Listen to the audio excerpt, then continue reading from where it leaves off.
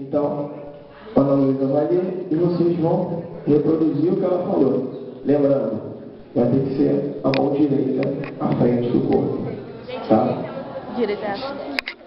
Gabriela, filma pra mim. Só por onde?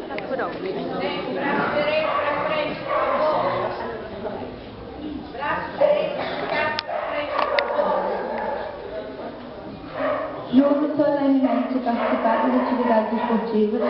Juro solenemente participar das atividades esportivas. Respeitando todas as regras impostas. Respeitando todas as regras impostas. E os demais competidores. Aceitando o resultado com espírito esportivo. Aceitando o resultado com espírito esportivo. Isso aí, gente. Então, dando início agora a nossa Olimpíada de Texto ao Monolândia. Ok?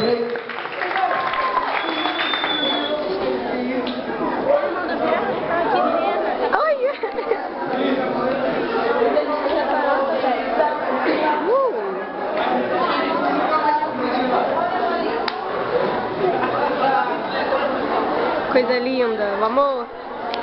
Pessoal, vou começar a explicar. Hoje nós vamos fazer assim, ó. Vou pegar a bandeira de vocês e vou colocar vocês todas do lado de lá.